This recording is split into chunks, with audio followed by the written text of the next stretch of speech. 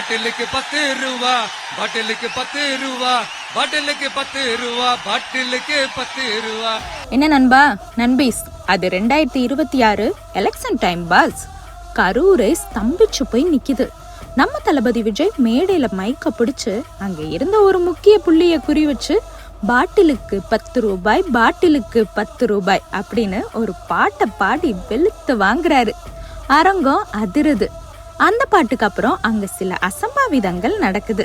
பழிய அப்படியே விஜய் மேல போட்டுட்டாங்கடான்னு ஆப்போசிட் பார்ட்டிங்க பிளான் பண்ணி காய நகர்த்துறாங்க. ஆனா நம்ம மக்கள் யாருமே அதை நம்பல. ஏன்னா அவங்களுக்கு நல்லா தெரியும் நியாயம் யார் பக்கம்னு. அதுக்கப்புறம் தமிழ்நாடு சட்டசபைக்குள்ள செந்தில் பாலாஜி எம்எல்ஏவா பதவி ஏற்கிறதுக்காக உள்ள வராரு. அப்பதான் அங்க ஒரு மரண மாஸ் மொமெண்ட் நடக்குது.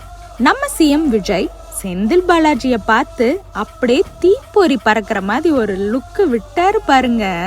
அந்த ஒற்றை பார்வை சோசியல் மீடியா முழுக்க தீயா பரவுது. செந்தில் பாலாஜிக்கு இனிமே இருக்கு சம்பவம் லோடிங்னு தமிழ்நாடே வெயிட்டிங்ல இருந்துச்சு. இப்போ அந்த பார்வைக்கான அதிரடி ஆக்ஷன் கிளைமேக்ஸ் ஆரம்பமாயிடுச்சு.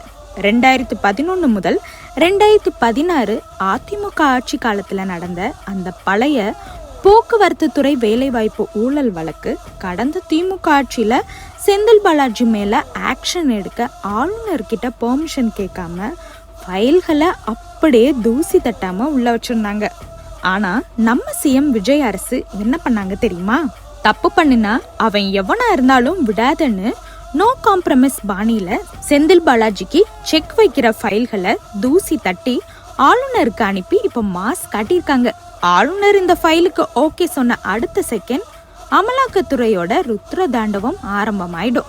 செய்யறத சத்தம் இல்லாம செய்யணும்னு அசம்பிளில தளபதியோட அந்த ஒற்றை பார்வை இப்போ சட்டபூர்வமான அதிரடி வேட்டையா மாறி இருக்கு.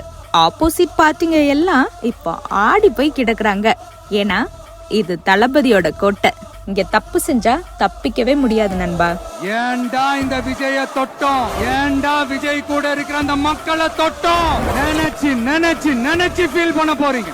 அப்படியே உங்க கருத்து என்னன்றத கமெண்ட்ஸ்ல சொல்லுங்க.